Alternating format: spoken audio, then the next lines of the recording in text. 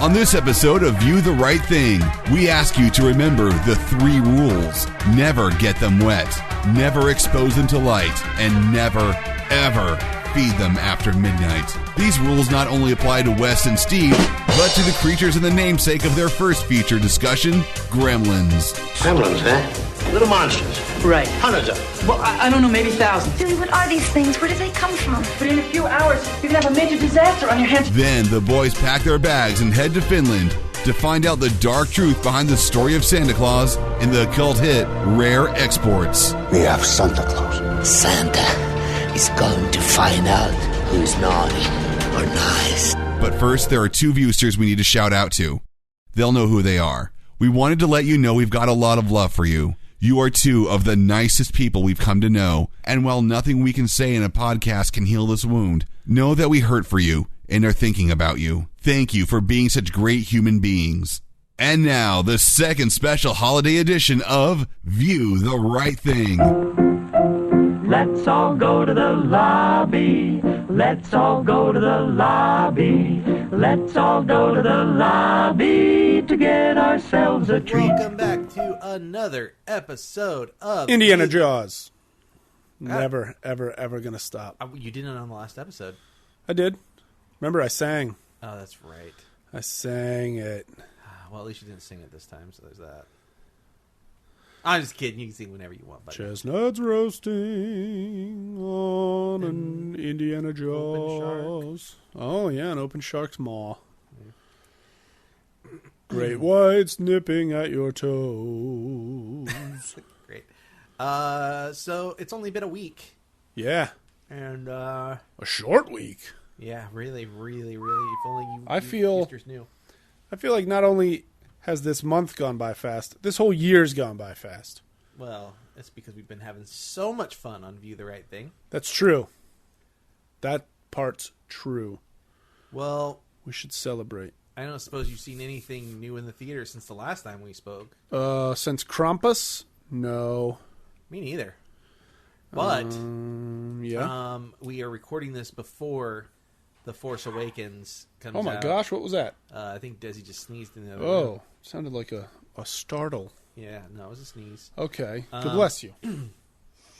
So we're recording this before Force Awakens. Oh, that's right. But it will release after Force Awakens. So happy Star Wars weekend, everybody. Happy Star Wars weekend, hope indeed. It was great for everyone. Hope you're ready for the holidays. And, yeah. Hope you enjoy this fun episode. Should we make up a few spoilers about Star Wars real quick? Only if we can make sure that they're made up spoilers. Like, oh man, I can't believe Finn was actually a ghost. From Adventure Time.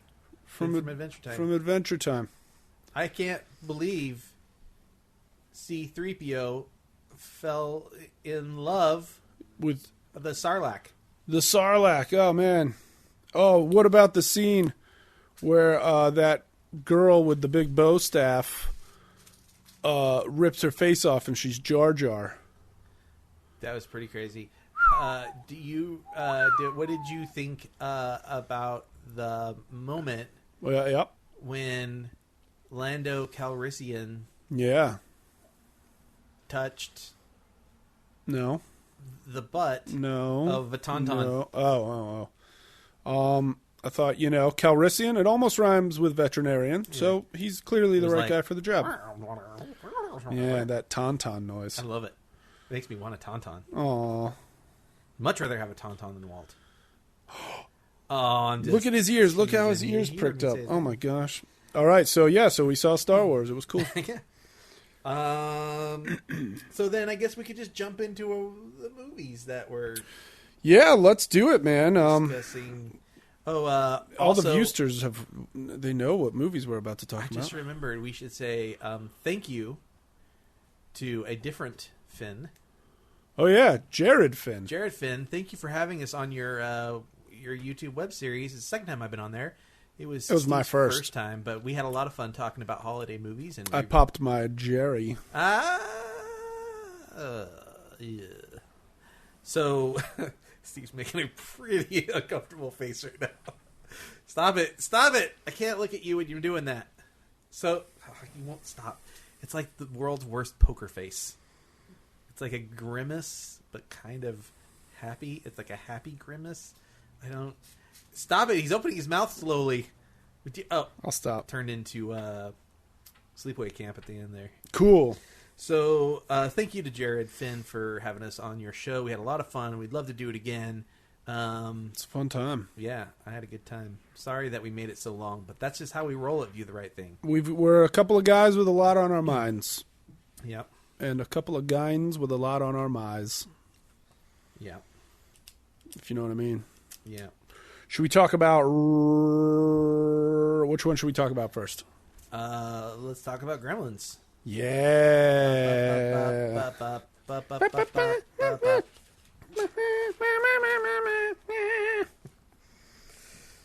Gremlins is the thing that somebody's paying you to sing. Yeah, I just come in and I sing that piece of the Gremlins song just like that for 3 hours at of time.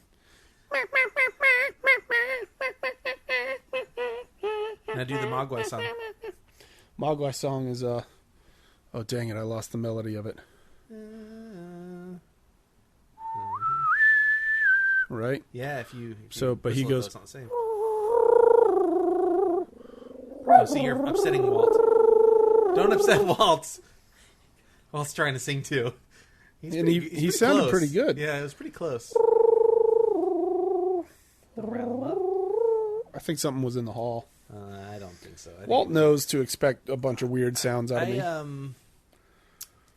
So I'll give a little factoid about that song. Yeah. We were just talking about it. Now, Howie Mandel did Gizmo's voice. Cool. But he did not do Gizmo's singing. Oh, really? Jerry Goldsmith. We'll come back to him a little bit later. All right. Hired a girl in his temple. Okay. As I understand it, to perform that. Pretty cool. Yeah, just some girl. Just to do that little trilly humming kind of thing. Yeah, it's pretty nice, huh? Wow. All right. So, Gremlins. The term gremlin, do you know where that comes from? Well, I mean, I know it was around long before the movie. Yeah. They talk about how in World War II, they said that gremlins were little creatures that would sneak into the planes and the tanks and what have you and mess with stuff. Yeah, so whenever they had a problem, the pilots had a problem in World War II, they would always blame it on gremlins. Yeah. Gremlins. This movie was a Warner Brothers film. Cool. There was a Bugs Bunny cartoon called Falling Hair. Oh, yeah. Where he does battle with a gremlin. And I remember World War II thing, and he's reading the book about the gremlins, and he sees one. I remember that guy, the little Warner Brothers gremlin. Yeah, there's a pretty great moment in the cartoon when he first sees the gremlin. It's got a mallet, and it's banging on the end of a missile. Oh. A bomb.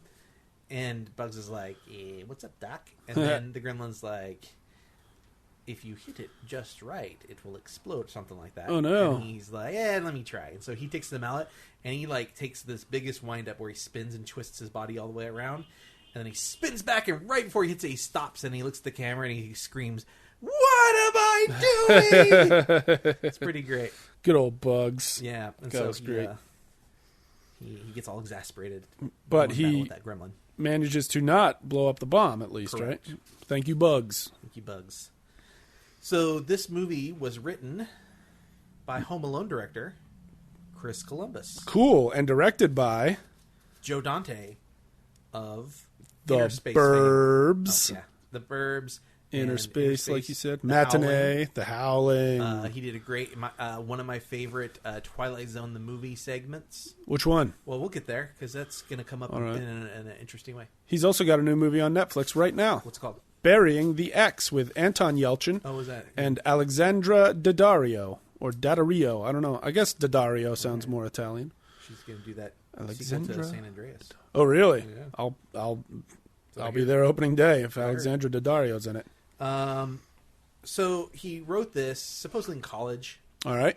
And it got passed around Hollywood, and it was sort of viewed as not really doable. Apparently, the film or the story is incredibly horrific. Really? More so than it already is. Wow. Oh, you're saying actually horrifying and terrifying. Oh, not yes. just like horrifically bad. Oh, You're talking about very dark. Wow. So I'll get to some of those changes as they would happen in the story when we get there. That's cool. It was sort of deemed unproducible. Really? Yeah. Spielberg got his hands on it, All right. and he was like, I think we could do this on a low budget. Nice. I believe the term was produce it on the cheap. Fair enough.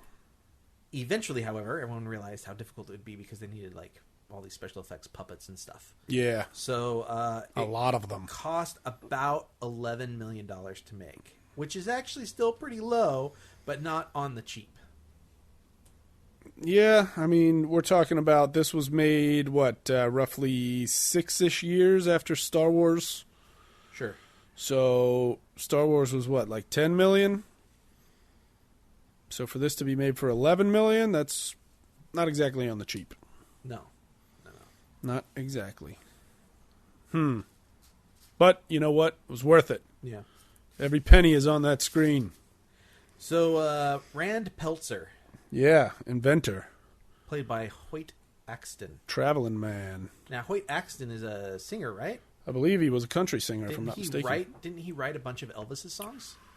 I do not know that for sure. I don't know. Hoyt I Axton. thought I heard somewhere that maybe he wrote some Elvis songs, but he definitely was a singer. Yeah, he's has got that. Really smooth voice. Mm-hmm. You could definitely listen to him narrate the film. Oh yeah. I don't think that. I feel like I read that. Hoyt Don't quote me Axton. on this, but I feel like I read that the movie wasn't originally narrated by him, Oh really? and then they were like, "We got Hoyt Axton." So It's still barely narrated. He really just But it's does the bit at bookended the by beginning him. and the bit at the end. Yeah. So- I'm looking for something just like this for my son. you're not saying it quite right. No, I was way off It with was the maybe lines. uncomfortable. So Rand Good Peltzer eye, I'm Hoyt Axton. is being led to a small shop in Chinatown. Yeah. Did they specify which Chinatown? Chinatown, USA. Yeah, they don't specify if it's New York or San Francisco. Definitely not San Francisco. You don't think? A, it's not very hilly. B, it snows an awful lot there. Does it snow that much in San Francisco? At all? Does it snow in San Francisco? I don't know. I don't know. So There's anyways, that old saying, yeah. I think it's like any town, USA. Chinatown, USA. So he gets led to Chinatown by this young boy, and he gets led into this kid's grandfather's shop. It's Right. filled with all these knickknacks. A and basement shop, Yeah, and which it's is always scary. fairly the grandfather is a pretty fairly indifferent, He's got one blind eye. pipe smoking Yahoo. Yeah. Isn't he the Snatch the Pebble from My Hand guy from the original Kung Fu series? Oh, I don't know. Pretty sure he is. He's just spouting out I could be these- wrong. Viewsters, look that up. Yeah, Make let sure us know. the grandfather from the Gremlins is Hold our feet to the also fire. hold our feet to the fires. So originally, this movie opened with Rand dealing with an old woman before he meets the kid, Oh, and the kid is like, "No, you gotta come see my grandfather's shop. He's got the best stuff." all right. They just decided to cut to the chase a little bit faster. That makes sense. Rand is an inventor, and he tries to sell this old man on his newest invention, the bathroom buddy. Oh yeah, It's sort of like a Swiss Army knife, but for travel toiletries. yeah. And It's also the about size of a brick. the size of like a small brick, Yeah, it's pretty big though. but it doesn't look like a convenient thing to be carrying around. No. I mean, you could only keep it in your suitcase. Actually interesting because if you were to think about like travel toiletry bags, Yeah. it's probably actually smaller than a toiletry bag. Sure. But it holds less. And Exactly. it's dysfunctional, that's for sure. And it doesn't have a strap on it that you can carry easily. Yeah. It's like a weird sort of cone shape / pointless pyramid shape. The bathroom buddy? Yeah. I thought it was more rectangular. No, but it's kind of tapered. All right. Anyway, So Viewsters, you've watched he Gremlins. pushes You a know what it button, looks like. And Yeah. toothpaste shoots out all over him. It's not good. Sure does. So he explains, he's explaining this device to the guy trying to sell him on it. Yeah. And he hears this humming. Kind of like that, only cooler. And eventually the kid shows him where the humming's coming from. Yeah. We don't actually see what's in the thing. We kind of see like a silhouette of some ears or something. Kind of Yoda-ish ears. And Just like Waltz. And he's like, I gotta have this. I've been looking for a present for my son everywhere. Yeah. And I've gotta have this thing. And he eventually offers $200, which back then was a lot of money. Whole lot of and money. The kid seems to imply that it's money they desperately need. Right, because they sure do have a store full of stuff. Yeah. But I don't see any money laying around. The old man says it's too much responsibility and he's not going to sell it. So Rand starts to leave disappointed, and as he leaves, the kid shows up with the creature, a mogwai, in a box, and he's like, $200, here's the deal. And he says, we need the money too much. There are 3 important rules. Right. Number 1. Well, it cuts to Rand walking away slowly, alone. But you hear the and kid they do a telling weird ADR. I don't think it was the same kid. What? But it's supposed to be the kid. Yeah, but it almost sounds like a girl doing a kid voice, and that Maybe, always I don't freaks know. me out. It's supposed to be the kid. So he says, number 1, keep him away from water. No baths, no drinks. What's it? How does it stay hydrated?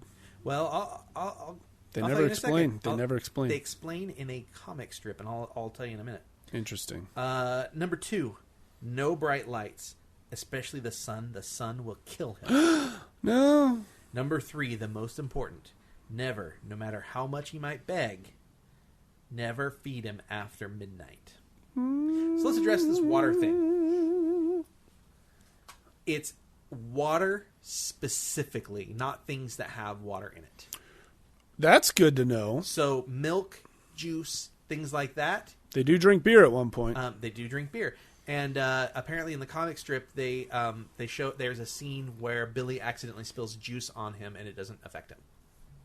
Oh, that's good to know. Yeah. In the comic strip. Yeah, apparently there's a comic strip and there's a bunch of things that you don't see. Things that take place before, some things that take place during, things that you don't see in the film. They sort of explain.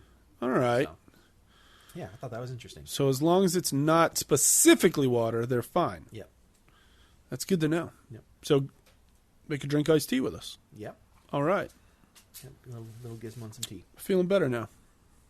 So then we're introduced to Kingston Falls. Yes. Can I tell you, I love Kingston Falls.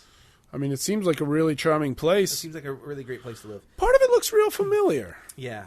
So the first thing we see is a billboard for a radio DJ. Oh, yeah. Rockin' Ricky Rialto. Rockin' Ricky Rialto. He's drawn as sort of like a cartoony Indiana Jones, and instead of a whip, he's got a mic in his hand. Right. And I'm sure they chose Indy for a very specific reason. You're probably correct. So they're... I'm willing to bet you're correct. So besides the fact that Steven Spielberg produced this film, Raiders of the Lost Ark had already come out, and Temple of Doom had either just come out or was about to come out. They were right around the same time. And yet, Short Round wasn't the Chinese kid in the beginning of the movie. Correct. You can't just cast that kid into everything. They should have. The kid was great. So then we get this really kind of cool shot from above the town square, where you can really see the whole town square. Oh, yeah. You can tell right away that it's the town square from Back to the Future. Yeah. Which I think you were alluding to. Pretty quickly. You can actually see the columns from the clock tower just off to the right. They're kind of cut off. But because it's like really high up, they use like an old matte painting technique. Right. Where they used to paint on the glass and then put that in front of the camera. And that covers up the other part of the back lot that's supposed to be houses and neighborhood and mountains and stuff. And it's really pretty. It's got this kind of almost Norman Rockwell painting kind of look to it, like this small town. Absolutely. And if you were just to watch it and not really pay attention, you wouldn't really think much of it. But if you really stop and look at it, it's this really beautiful, like, small town thing they got going on. Agreed. Something I really liked. Kingston Corners? Kingston Falls. I'm thinking Clamp Corners. Next movie, yeah. The kids are playing in the snow. They're like throwing snowballs and stuff. They sure People are. are buying Christmas trees. The tree man's son, Pete, is dressed up as a tree to help his dad. Pete played by Truth Movement lead singer Corey Feldman. Okay. Hi, Corey. Hi, Corey. Keep rocking. So, at home, Yeah. Billy is sitting in his snowed-over Volkswagen Beetle. Snowed over is an understatement. Yeah, it's got a lot of snow in it. It's almost just flat out coated with snow. Yeah. But It's almost like there's no way any car could get that coated with snow. Well, how come it's so coated in snow? He can't get it to run. He can't get the car to start. There is that. So presumably it's been there for a while. It's been there all winter. Maybe that's it. His dog Barney is sitting next to him. Barney, played by Hang Mushroom. on. I'm sorry. It's okay. I was in Yes. the process of saying it. I like it. Mushroom. Mushroom the dog. Mushroom. Barney's sitting next to him, and he's just failing to get this car to start. Aw. His neighbor, Murray Futterman, this is our second Christmas movie with a Murray in it. Played by good old Dick Miller. Murray Futterman comes home on his tractor snowplow thing, and he begins telling Billy the virtues of good American-made machinery. Like this Yeah. tractor. So Billy gives up and decides to walk to work, which brings us back to the town square and kind of tells us how small this town is. Yeah. Because he can walk to work and be there in time. Also, he can walk to work and be there in time in a town that seems to never shovel its walk or ever plow its streets. That's true. Murray plays a plowman. And he got home during the day, and he's just like, you know what? I'm but done. all the surfaces are covered in snow. There's no shoveled walks anywhere. There's no plowed streets. I don't get it. God bless you. I don't get it, Murray. So as Billy walks to work, he passes a movie theater. Mm-hmm. Do you remember what movies are playing on the marquee? Oh, man. Not See You Next Wednesday. That is not true. That is not Oh. Wait a minute. One of them is A Boy's Life. correct. And the other? What is the other one? The other one is Blue Harvest. No. No. Watch the Skies. Watch the Sky. Now, A Boy's Life is the working title Yeah. of my favorite film of all time. Jaws 2. Not Jaws 2. E.T. the Extraterrestrial. Oh. I was going to say Maximum Overdrive after Jaws 2. Nope. No, Okay. I enjoy that movie. It's terrible, but I enjoy it. That's totally enjoyable. Watch the Skies. Do you know what movie that is a working title for? Or was? Oh, it's got to be Close Encounters of the Third Kind. So you were pretty close with Blue Harvest. Sweet. So yeah, Close Encounters of the Third Kind. More Spielberg references. Yeah. A little E.T. plush figure shows up close to the end of the film, too. You're right. So Billy works at the Savings and Loan. Billy played by Zach Galligan. Zach Galligan. Not Gilligan.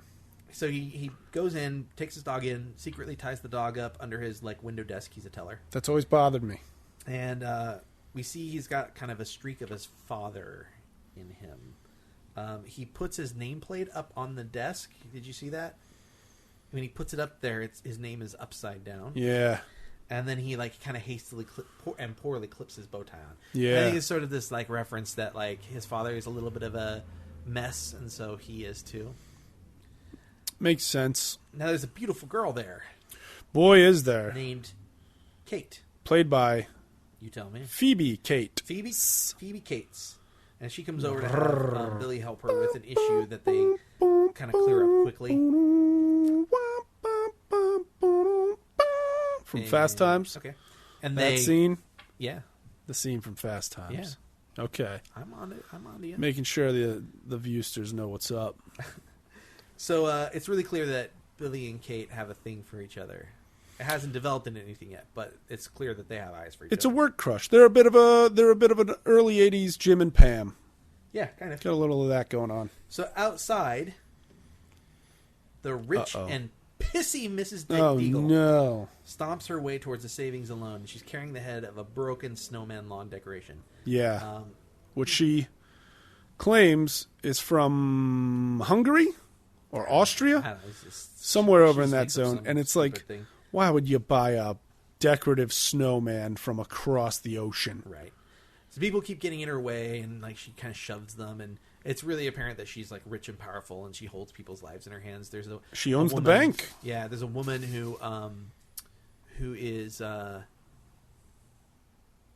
they've got a loan. Yeah. out, and the loan's past due, and so she's gonna foreclose on them, and the kids need to eat and all this stuff.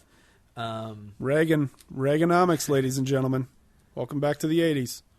Now it's important to notice her hat and her fur. Oh yes. Later in the film. Oh yeah. And her hair. And her hair too. Yeah, that's true. So she goes inside. She pushes her way past everyone in line at the bank and confronts Billy. And she blames his dog Barney for knocking over her decoration and breaking Yeah. it. Like as if Barney's the only rascally dog in town. Right. Ridiculous. So she asks for the dog to be turned over to her so she can have it put to sleep. Awful. Now, this is kind of where the movie shows its true colors for the first time. They're obviously setting up this sort of Wicked Witch thing. Yeah. The whole, like, I'll get your dog. For sure.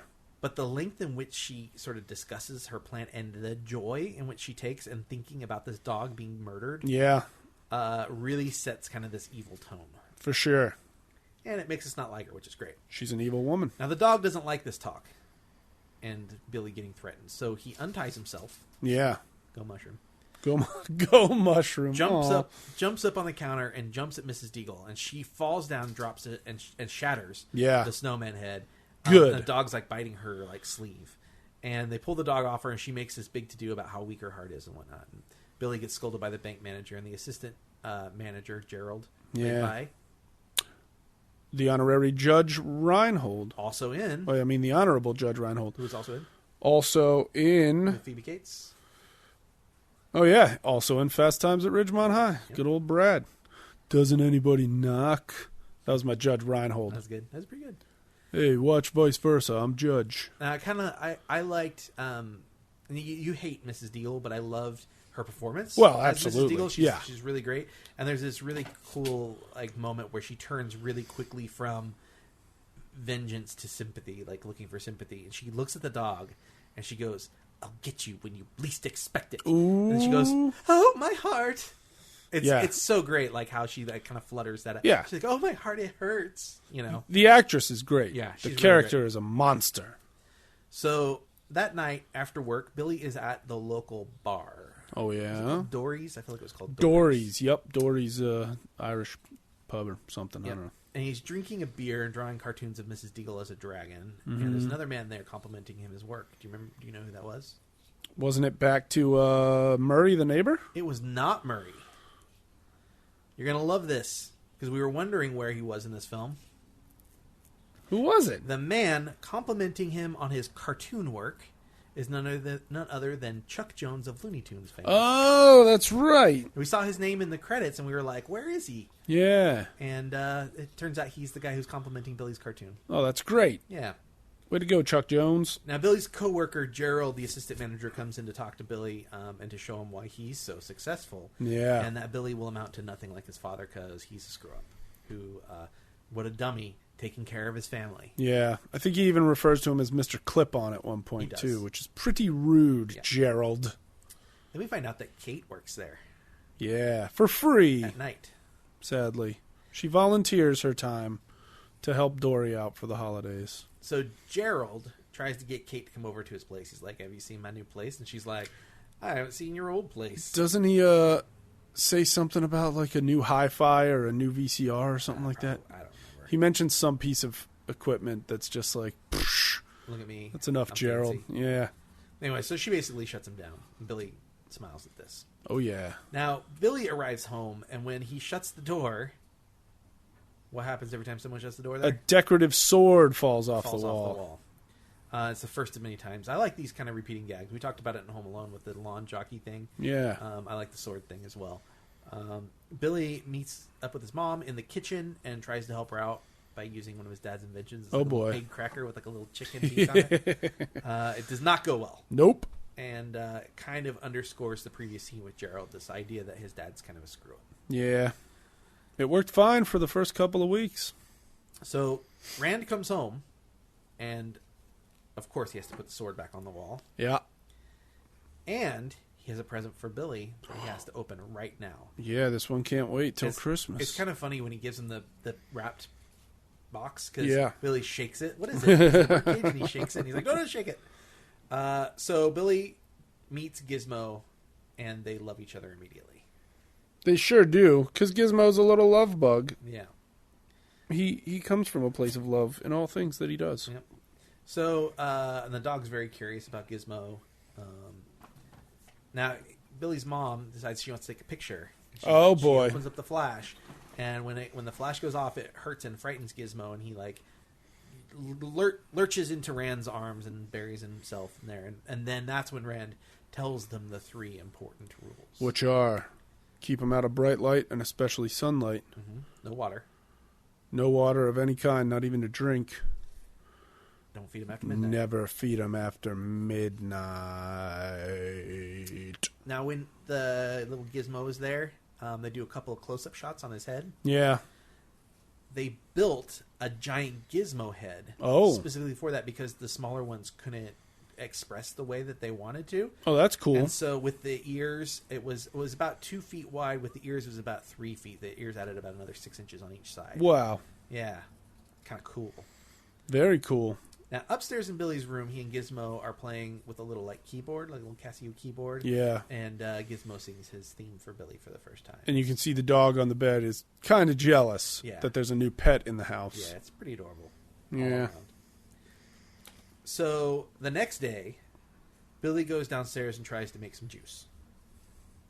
And of course, his father's juicer that he invented goes nuts. Haywire. It shoots juice everywhere. I would say it shoots too much juice everywhere. More juice than one orange, that's for sure. For sure. I mean, it F's up the whole kitchen. Yeah, it's pretty bad. From that one orange. Pete, the kid dressed as a Christmas tree, shows Played up. by Lost Boys Corey Feldman? Yep. All right. He shows up with the Peltzer's Christmas tree. Still dressed as a Christmas tree. He's dressed as a Christmas He's got to tree. make deliveries in this awful costume. Yeah, he convinces Billy to let him leave it at the house. Nice. They don't really go into great detail on that, but he's like, yeah, you can leave it here while you make your deliveries. So Billy's a good friend. Billy takes him upstairs to put the tree there, and they're going to hang out a little bit. Gizmo's sitting on the bed, and when Pete comes in, he flips the blanket over to sit down, and of course it covers up Gizmo so he doesn't see him right away. Aww. Now, Gizmo has been watching a movie with Clark Gable. Yeah. It is not Mutiny on the Bounty. No. It's a race car driver movie, and it's called To Please a Lady. Hey now. Yeah. If anybody knows how to do that, it's CG. Yeah. Interestingly, Yeah? originally it was not a Clark Gable film that he was watching. It was a Chuck Jones cartoon Oh, cool. called Feed the Kitty. Feed the kitty. Yep, and they changed it later after they filmed the scene. Now, it's really cool to be able to see this on DVD because you get sort of a new aspect ratio than what you would see in the theater. Yeah. We talked about this with Jared on his YouTube show about Yes. Ghostbusters and how they would crop stuff, and when you see it on the big screen, it's different. All right. Same thing kind of happened, but in reverse with DVD and Blu-ray, you got a larger frame. All right. Than a lot of times what you saw in the theater. So on the wide shots of those, the wide shots on those scenes, in that scene, had the TV in the top corner, but in the theater it was cropped out. So they didn't feel the need to replace the fact that they had shot a cartoon originally. Oh. So on the Blu-ray and on the DVD, if you pay really close attention to the wider shot, you can actually see that Gizmo's watching Feed the Kitty. Oh, that's cute. Yeah. All right. It would be a continuity error normally, but in this case it wouldn't be because it was cropped out for the release. I see. Uh-oh, Steve's yawning. Coffee countdown. Coffee. What? That wasn't even English. The coffee countdown for this movie was 0. We'll get that out of the way. Pretty great.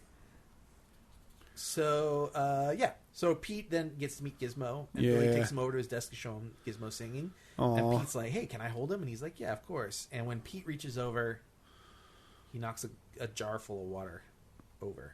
Oh, snap. It's like paint. brushes. Yeah, it's paintbrush water. It starts this duplication process where the little Gizmo is writhing and screaming and stuff, and bubbling in these little balls. Oh no! Little balls of fuzz fly off, and then they slowly pulsate and grow and grow and grow until they turn into new Gremlins. I always love when they expand, but they're still just furry little balls Their at the ears time. come out. No, even before that, when it yeah, just goes from a little fuzzball to a bigger fuzzball. Would you like to know how they did that? I have a rough outline. What you got? Well, I would say they probably have a balloon. That's correct. with the fur thing around it, and then they just inflate the balloon a little Well, so that they just glued fur to the balloon. Yeah, nice, because it's a fun little effect there. Yeah, it's really great. A fur balloon. Fur balloon. Fur balloon. When Gizmo's freaking out and he's panicking and smashing his. Oh, that's so sad. Yeah. It's sad. The mask kept. They had different faces that they could attach Aw. to the thing, and it kept like kind of coming off. And so if you look really closely, there's a little bit of an outline where the mask is coming off a little bit. Whoa, weird. Yeah. So the new guys show up, and it's really clear that they're meaner. Their faces look a little bit different than Gizmo's. They're definitely not as sympathetic. They're a little bit more. Yeah, they've all got a bit of a scowl. Yeah, there's one with a big fur, like a little mohawk. Yeah. They call him Stripe. Stripe. Gizmo knows what's up, and he just like sits off to the side. And he's like super sad, like he's crying sad. Yeah, he knows these guys are up to no good. Yeah. Started making trouble in his I neighborhood. was gonna say it, but then I was like, yeah, don't do it. So Rand is working on another broken invention. It's a card shuffler. Oh yeah, He's just shooting cards out like crazy. Billy comes down to tell him that he got Gizmo wet. And they go downstairs and they see that the other Mogwais have opened up all the Christmas presents and candy and stuff.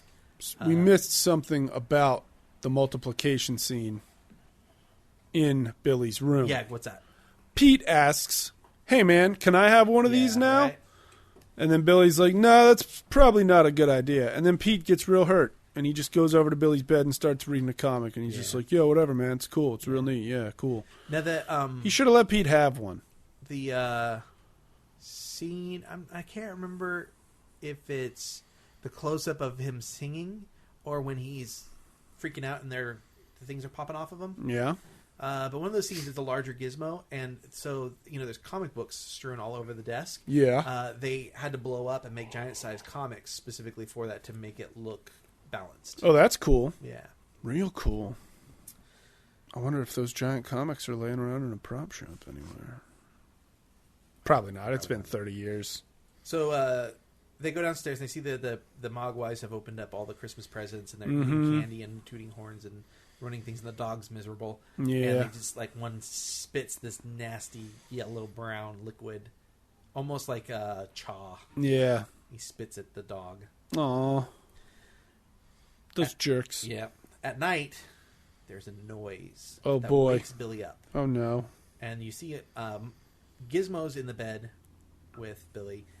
The other ones are in like a little box. Yeah, all laid next to each other. And when Billy gets up, you see that Stripe is actually awake, and he's got this like very satisfied look on his face. Yeah. So Billy gets led by the noise downstairs, and he goes outside and he sees the dog hanging from Christmas lights. Aw. Poor tortured little Barney. Alive. And strung up in the lights, not hanged, thank goodness. And apparently this was not torturous to the real dog. They did. That's good. They took care to not hurt the dog.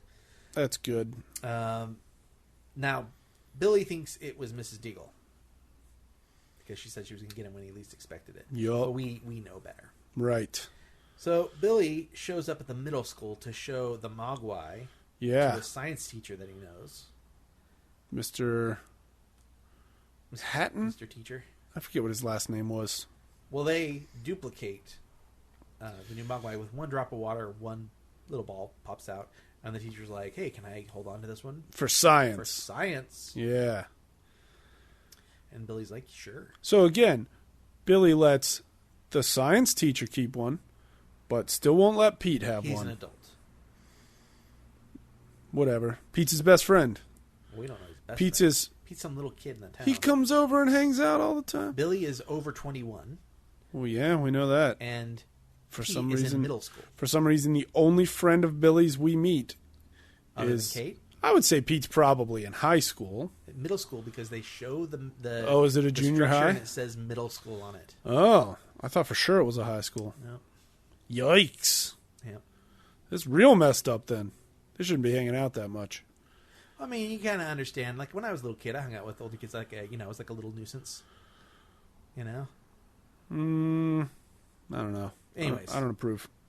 So, Billy goes to see Kate at the bar, and she's trying to get Mr. Futterman to go home. Yeah. He's definitely drunk. And he's like, one more. And she's like, no.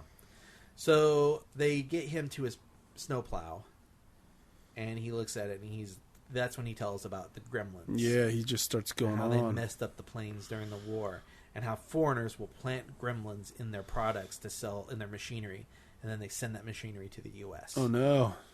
And then they convince him that maybe he should walk home, and so he does. Thank goodness. Billy walks Kate home Yeah. And she tells him that she hates Christmas. And he's like, why? That's crazy. And she's like, it's not crazy. People hate all sorts of things. It's okay for me to hate Christmas. So he walks her to the house, and before she goes in, he's like, hey, do you ever get time off from the bar? She's like, Thursday nights. He's like, how about Thursday night? We go out. And she's like, on a date? And he's like, yeah. And she's like, I'd love to. And then it's super sexy eyes. Mm-hmm. So Kate likes Billy. Billy likes Kate. Yeah. They decide they're going to, deal with that later over the phone. Yeah. Back in the middle school, the science teacher draws blood from the Mogwai that he has. He does. And he's like, it won't hurt. And then he stabs him, and it hurts the Mogwai, and the Mogwai's pissed. The Mogwai's in a lot of pain when he gets that blood drawn out of his little paw. He looks hurt, and he looks pissed at the same time. Yeah. He looks betrayed. Yeah, he absolutely. So Billy, being kept in a cage, too. Billy's at home, and he's like drawing. He's continuing to draw stuff, and he's eating a sandwich. And the little crazy Mogwais are on the floor, and they are jumping up and down. They want food. Yeah. So Billy's like, let me check the time. So he looks, and it's just after 11:30. So he goes and gets chicken out of the fridge. A whole plate of chicken. A whole plate of chicken. And almost kind of ridiculous. all drumsticks. I thought that was weird. Also strange that they're pretty much all drumsticks. So he takes the plate of chicken and gives it to the little Mogwais, and they flip out, and they just start chowing down. And there's all those close-ups of them eating sticky, like sped cold up. fried chicken. Fatty grossness. It's all sticky. Yeah. Oh, it's funny though. So, but he offers a piece to Gizmo. Yeah, that was my next note. He offers a piece to Gizmo, who's reading a book. But Gizmo declines it, and I thought that was really interesting. Yeah. It's amazing how close Gizmo got to turning into a gremlin. Because if he had just said yes, it would have been for real gremlin time, right? For real, dog. We would have lost dear Gizmo. I wonder, though, in this case, if Gizmo would have been a bad gremlin. I don't know if they have a choice. Well, so here's the thing, right? Well, no, they don't have a choice about becoming a gremlin. But here's the thing. Gizmo's a Mogwai, and he's clearly good. Yeah. The other ones are Mogwais, and they're clearly bad. Bad's written in their DNA. True. So just because he would transform into another creature doesn't necessarily mean that their personality stayed the same. Yeah, I guess that's true. So the question is, would he have had a different personality? But he still would have been a horrifyingly ugly gremlin. It's almost like a Wicked scenario, you know? Yeah, maybe. Like, would wickedness just be thrust upon him, and he'd be like, fine, you think I'm bad? I'll show you bad. So back at the school, the teacher's eating a sandwich too and decides he's going to knock off sometime around after 2 a.m. You see a clock on the wall. I thought it was pretty strange that a middle school science teacher will be hanging out till after 2. He's doing experiments on that thing, and he can't do it during the day. That's still extremely late at night to be hanging out in a middle school. Trust me, I've broken into some middle schools after 2 a.m. Now, keep in mind, I was 11 years old at the time. And none of them had teachers who were investigating a brand new species. That's true. But also, nobody was there. Yeah. Just me and the snacks. So he decides he's going to leave. He leaves his sandwich there. And, of course, that little Mogwai pulls it over to him. Yeah. Like, uses some paper, pulls the paper, which pulls the sandwich kind of a thing. And he says, yum, yum. He goes, yummy, yummy. Yeah. So in the script, originally, even after they had begun filming, they got the process going. Right. Gizmo eats after midnight in the script, and it was Gizmo that turns into Stripe originally. Oh, no. And Gizmo became the villain. That's terrifying. Yeah. Steven Spielberg was like, oh, he's too cute. We got to keep him. So thanks to Steven Spielberg, we got to keep Gizmo and that cute little fuzzball. I wonder how I would feel about that movie if Gizmo had it would turned really into change a bad things. guy. I don't know if I would have liked the movie as much. Yeah. Aw. Gizmo forever. So Billy and Gizmo are watching a movie on TV. Do you know what movie they were watching? It's a Wonderful Life? They are not. It's a Wonderful Life was playing earlier in a scene when his mother was in the kitchen. Oh, yeah. So, yeah, that made another appearance. So at this point they're watching, I forget. Oh, Invasion of the Body Snatchers. Invasion of the Body Snatchers, the pod people. And Kevin McCarthy is in that, and he's screaming the warning that they're coming, which is sort of a warning to us that they're coming. Yeah. Now this is where... Both movies, a warning about Soviet invasion. Okay. Think about it. So Kevin McCarthy is screaming this. Now Kevin McCarthy is in many Joe Dante films, and this is kind of one of the things I wanted to address earlier. Yeah. Including the Twilight Zone episode from the Twilight Zone, the movie that Joe Dante did, All right. which is about the little boy that can wish anything into existence. He's Oh, Uncle yeah. Walt. That's that. right. And Kevin McCarthy's in Inner Space, and He's Howley. in Matinee. Yeah, I was just thinking of Joe Dante films. That's a Joe Dante Is it? film. Matinee? Come on. Never seen it. It's John Goodman, right? John Goodman. Other people. I forget who all's in it, Well, but it's great. Well, anyways. We got to watch it. Sure. Add it to the bucket. It might be in the bucket. Maybe. So, yeah, so Kevin McCarthy apparently is a staple of Joe Dante films, and so because he wasn't actually cast in the film, they had this scene where Nice. they're watching Invasion of the Body Snatchers on there. Quite nice. He's the main villain in Inner Space, right? Yeah. Nice. He's the bad guy in UHF. Who gets Weird Al's shrunk. UHF. Yeah. Take that ridiculous thing off. And, of course, they are coming. The Gremlins are coming. You On their betcha. way. They're literally metamorphosizing as they're watching that, right? Oh, they're about to. Yeah, they're about to turn into cocoons. Yeah. So the next morning, Billy wakes up and he sees 5 disgusting cocoons. So disgusting. And he's sure he didn't feed them after midnight. So he goes and looks at his clock, and it's the same time, just after 11:30. So he picks up the clock and sees that the cord has been cut or chewed apart. Probably chewed. So at the school, Billy goes to the school because he's like, oh, there's these cocoons. I better see what happened up there. Billy and Pete and the teacher find the cocoon as well. And they cuts the little It's so gross. wires off. The way it's like grown in against the wire and stuff. Yeah. Blah. Blah. And so they go about that business. Meanwhile, Billy's mom is still at the house with those cocoons. Yeah. She's decorating cookies, and the phone rings. Who's on the phone? The dad? It's Rand, and he's at an inventors convention. Oh, yeah. And there are several things I want to point out. Let me hear him. First off, to Rand's right, the older gentleman on the phone. Yeah. I think he's wearing a big hat. All right. Jerry Goldsmith, the composer. Cool. I want to talk about how iconic Jerry Goldsmith was. Let me hear it. Star Trek: The Motion Picture. Know One it. of the most famous songs, and they used it for Next Generation as well. Mulan. Oh, yeah? Rudy. Think about the music in Rudy, how iconic that is. Sure. The Burbs. Nice. Alien. Excellent. The Omen. Very iconic music. Ooh. And this one I thought would be close to your heart, Steve. Yeah. Soarin' Over California. Oh, that's great. He From the composed Disney that? parks. Yeah, he did the music for that. That's awesome. Riding by on a little low bike thing, that's some type of contraption, is Steven Spielberg. Oh, that was Spielberg. Yeah. I always thought that was John Landis. No, the Wow. the gentleman drinking the Coke with the sunglasses, Yeah. the hip dude behind him on the left side, is a guy that's supposed to look. Oh, not like John Landis. I'm thinking like Joe Dante. Oh. Yeah, no, like Joe Dante. John Landis was not mentioned to have been in this film. John Landis was fairly bearded most of the time, Yeah. really round face, whereas Spielberg's face is a little more leaner. Hmm.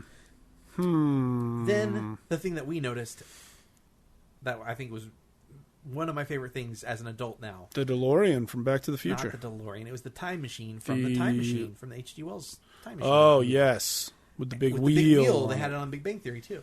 And there's a guy sitting in it, and it's like the wheel spinning and stuff. And then it cuts back to the cocoons. Yeah. And then it cuts back to Rand talking, and the time machine's gone. And there's somebody looking at the space where it was, and the ground is like charred black. Yeah. That's great. I have never noticed that before until Whoa. we watched it. Now, I haven't watched the movie since I was a kid, but still, I never noticed that as a kid either. Time machine. That's amazing. It's pretty awesome. The H.G. Wells time machine at an inventors convention, and it disappears Yeah. into time. Think about that. Into time. So at the bank, Yeah. we get to see people's plight against Mrs. Deagle again. That mother with the kids is there arguing with the bank manager. Yep. And of course she shows up and pushes everybody out of her way so she can get what she wants. She's like, deposit this in my account right now, Billy. Frickin' Mrs. Deagle. Now, so it's like kind of bouncing us around quite a bit. So at the school, the science teacher has hidden the cocoon in a box, and it's hatching unknowingly to everyone. Yeah. Meanwhile, the gremlins are hatching in Billy's house at the same time. So the gremlin escapes the box just as the school day is ending and the kids are about to go off for Christmas. Yeah. And the teacher's like ushering them out because he sees that the box is tipped over and stuff. So the teacher gets a Snickers bar and tries to lure it out from under a desk. It would work for me.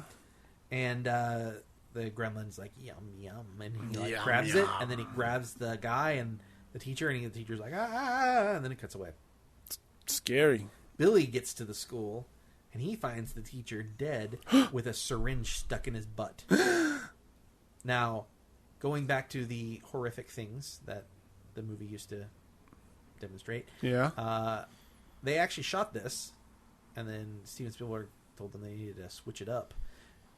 There was, when he finds the teacher is actually lying on his back with syringes completely covered in his face. Oh, no. His face covered in syringes. Oh, my gosh. Yeah. That's really gnarly. So Billy goes for the phone to call home, and a gremlin scratches his hand and cuts him.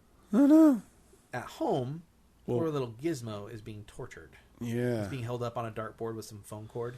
Aww. And they're throwing darts at him. Now, from what I understand, there's a lot of complications working with Gizmo. I believe it. A lot of wires and complicated angles and things like that. Yeah. And it became kind of a nightmare. It didn't always work. And so they would Poor have Gizmo. a suggestion board that the crew members could suggest ways of torturing Gizmo, and some of them made it into the movie. And this was one of the ways that the crew had voted to torture Gizmo was the dartboard. Oh, poor Gizmo. That robot. Billy's mom can hear the noises coming from the attic, so the gremlins take Gizmo and toss him in the laundry chute. Way up in the sky, little lamb. Remember? It's from the scene that we're talking about right now. Yes, that is true. Armed with a kitchen knife. Yeah. She goes upstairs to find that the cocoons have hatched. Billy calls, and she answers the phone up in the attic, and to warn her. And the gremlins disconnect the phone line while they're talking. Oh, no. She goes back downstairs, and the song starts playing. On a record player. Said the shepherd boy to the little lamb. She turns it off, and then a glass, like a drinking glass, like flies past her head and shatters on the wall behind her. Scary.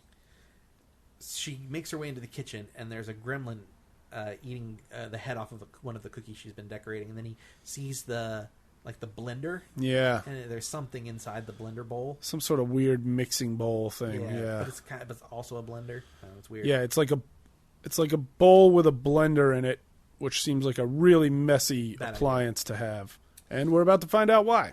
So he jumps in that head first, and Gross. so she takes the advantage of the opportunity and blends them up. And I actually have the word gross on my notes right here. That makes a lot of sense, because it is gross, and his little gremlin lizard legs are kicking around, and his green blood splattering all over the kitchen. One gremlin starts flinging dishes at her, and so she takes her knife and she stabs the sucker to. She does. She goes Mrs. Bates on him. Now, did you notice anything about that gremlin after the fact? I didn't notice this till the second time I was watching it. About the stabbed gremlin? Yep. No. So the next thing that happens is she sees another one. She uses cooking spray to drive it back into the microwave. The stabbed gremlin is behind her when that happens. The microwave is on the opposite side of the kitchen. That little stabbed gremlin is stuck to the cutting board, writhing and kicking his legs the entire time. Oh, snap. How have I never seen that? Yeah, it was crazy. Oh. So he's not dead. He's just laying there dying. So she forces the other one into the microwave, and she closes the door and turns it on, and that sucker explodes into the grossest goop. So gross. It's like super liquidy and chunky at the same time. And there's also that sort of water fountain effect that happens while he's in there. Ugh. Yep. It basically blew up like a gremlin balloon. Why?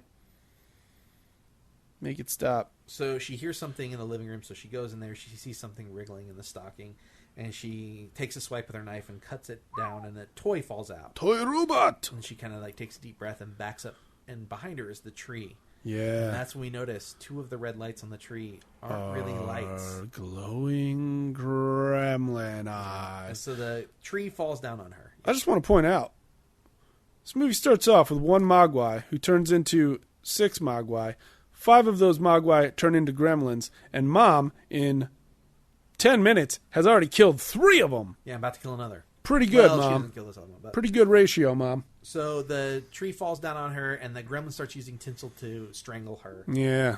And Billy comes home, grabs a sword off the wall, Thank goodness. and cuts the gremlin's head off. Decapitates it. Flies into the fireplace, and it screams as the little head is burning. And then we see that Stripe has been watching from behind the curtains this whole time. He blows his nose on the curtains and then lunges through the window, breaks through the window. Yeah. So, back to the script version of this. In the script, Yeah. when Billy comes home, do you know what he finds? Hopefully not his dead mom. His mother's head rolling down the stairs, bouncing, and hits the dog. Holy moly. That's effed up. That's really, really awful. The script for this is very different. Wow. Chris Columbus wrote that, huh? Chris Columbus. Holy Harry shnikes. Potter / Home Alone, Chris Columbus. Wow. That's messed up. So, but because that's not what they filmed, Billy gets his mom to safety. He goes to a doctor's house, and he's like, hey, take care of her. Yeah. And then she's like, be careful, and he goes back out, and he goes back to the house. He finds Gizmo in the laundry chute, puts him in a backpack, Thank goodness. and then leaves the house looking for Stripe. Now, Rand tries to call home, but nobody answers, of course, because the phone line's been cut. Yeah. And he's still at the Invention Convention. Invention convention. And there's a Robbie robot behind him on the phone. Right. It's pretty funny. It was talking some weird stuff, too. Yeah, I couldn't tell if he was talking to Rand or somebody on the phone. It was like trying to sell something. Yeah, I think he was talking to somebody on the phone, but he was saying a lot of weird, like, salesman-y stuff, and it's funny. So Billy follows these tracks in the snow, the unplowed snow, to the YMCA. Gremlin. Da, da, da, da, da, da. It's a gremlin. You can eat after 12. You're a gremlin. You can't metamorphose again. He's going to duplicate in the da, da, da, da. YMCA It's pool. fun to duplicate at the... YMCA pool. Yeah. So, so he finds Stripe Yeah. at the YMCA, actually in like a circuit breaker panel or something. Okay. He jumps out of that, and he launches out of it and into the pool, the swimming pool. And that pool goes crazy. Bonkers, lights and dry ice smoking. The whole pool essentially starts to boil and erupt Agitators, as they with refer to green glowing water. Yeah, it's crazy. It's pretty intense. Now that there's a shot of the gremlin like cannonballing into the pool, like it's just sinking in the water. Apparently they couldn't get that to go right, and they said something like the 61st take or something. It finally was correct. Oh my god. And then some crew member was like, we forgot to put the stripe on his head. So oh my god. That's nuts. So I don't know, kind of 61 takes. That's the sad state of movies sometimes, you know? Wow. Wowzers. Oh, Holy moly. I forgot when Stripe jumps out of the thing, he knocks Billy down and he claws at Billy's chest. Oh, no thanks. Yeah, like tears some holes in his clothes and stuff. So Billy escapes and goes to the police, and they don't believe him about his gremlin story. So he tries to convince them by showing them Gizmo. He's like, "Can you turn on the lights?" The police one of them played by... I only know his character name. Well, from Breaking oh, Bad. darn it. I'll find it. Commissioner One of the James cops. Gordon in Batman Arkham Knight. Oh, really? Yeah. Oh, man. So one of the cops is played by Breaking Bad's own... Wow. Should I say his character name while you're looking it up? Nope, I almost got it. Jonathan Banks. Jonathan Banks, who played Mike Ehrmantraub. Mike Ehrmantraub. Well, he's also on Better Call Saul, That's true. He is also on Better Call Saul. That's absolutely true. which I like better than Breaking Bad. You know, I still haven't had a chance to watch it, and it's breaking my heart because I Bad? hear it's so Is it good. breaking your heart bad? A little bit. It's So- breaking it kind of bad. The Gremlins invade town, and there's this little shot, a little model of the town with the little stop motion claymation Gremlins I really like. That's great.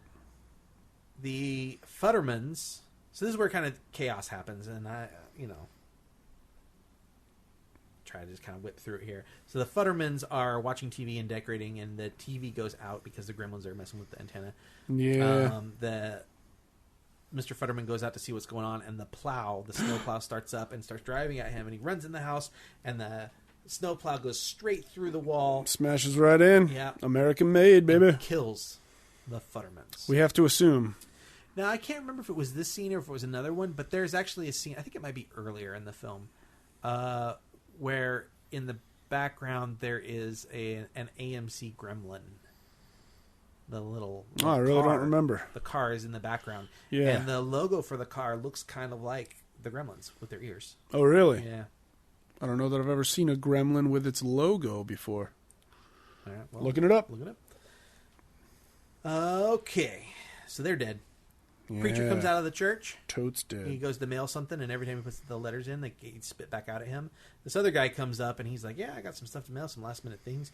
And he puts this package in, and he gets his arm pulled into it. Another gremlin is messing with traffic lights, causes some sort of traffic accident that we don't actually see. Yeah. And that's when the police, they've seen Gizmo now, and they start getting the calls. They get a call to investigate the Futtermans because there's been a freak accident with the snowplow. Oh, snap. And Billy's like, it's the Gremlins. And they're like, there ain't no such thing as Gremlins. Go home with Gizmo and sit by the TV and the fire and have a good Christmas. Aw. That's nice of them. The Gremlins go to a movie theater? Deagle. Oh, that's right. They go after Mrs. Deagle's house. Mrs. Deagle's house. Now, we see her coming down the stairs in one of those little chair assistance things. Yeah, like a rail. A motorized railing chair. And we find out that she's been wearing a wig this whole time. The red-haired wig. And lots of makeup because she just have it on now. Yeah. And she comes down in the chair, and she has cats everywhere. Everywhere. And all of her cats are named after different types of money. Yeah. One is named drachma. One is named lira. One is named kopeck. But the one that we hear her talk about is dollar bill. Dollar bill. Then she hears some carolers, and because she's a Scrooge type person, yeah, she grabs a pitcher of water and goes outside to throw the water. Fortunately, she does not throw it on the gremlins because that would have been real bad, a big problem. She sees these gremlins outside, and they're all dressed up in hats and jackets. And things. They got the caroler sheet music, and I think Desiree may have said, well, where did they get the clothes from? And that's where I had the realization that they killed these people and took their clothes. They probably killed the carolers. Yeah, the carolers are dead. Aw. And there's more evidence to that in a scene or so.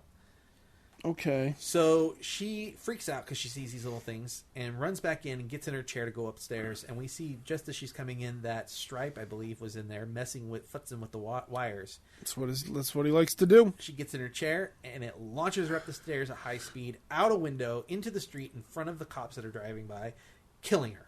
Killing her dead. While the cops are stopped looking at her, underneath the car, a gremlin is cutting their brakes. Then a man comes out of a house dressed as Santa. And he's got gremlins all over him. And he's like, stop them, help me, get them off me. And they're killing him. Yeah. And the cops drive away scared. They let that man die. Awful.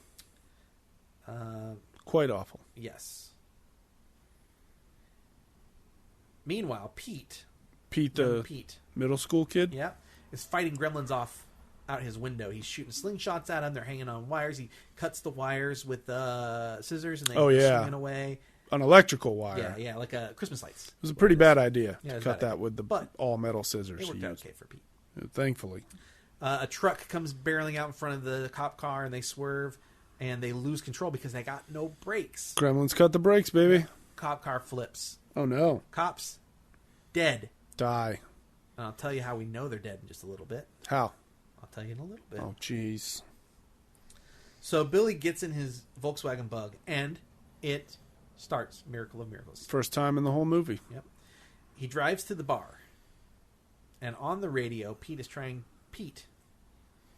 to warn the town.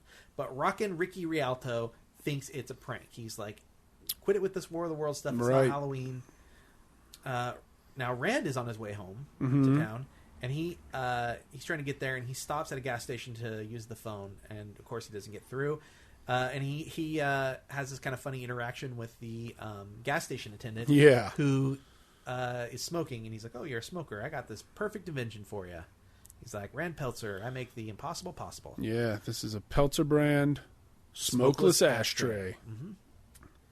Now, Not sure at the why you'd need it. bar, Dory's, the Gremlins are tearing it apart. They're eating popcorn and pretzels and beer, and Kate is serving them the Kate whole time. is doing her best to just not get killed by them. I guess so. And there's a whole bunch of different types of gremlins in there. This is where they sort of start to express their personalities and the fact that maybe they killed people and chose their clothes for a reason. Yeah. There's one gremlin that's hanging on the ceiling fan spinning around. I love that.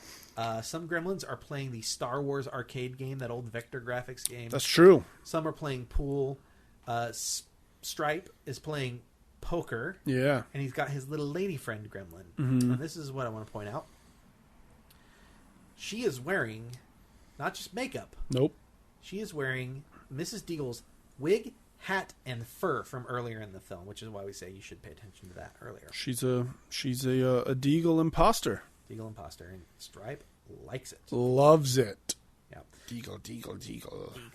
So there's this one that I really love. He's like sort of this jazzy. He's got like almost like a bowler hat and sunglasses. He's wearing real dark clothes. Yeah. And he, most of them, they don't speak English. They don't really speak anything intelligible. This one just has this like kind of deep voice, and he's just like,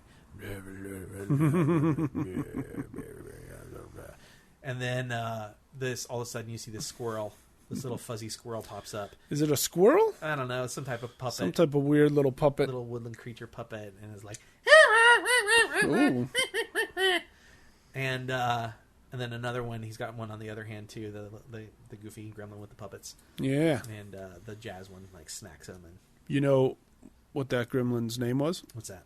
Jim Gremlin. That's not true. It might not be true, Yeah, it's not true. but it might be.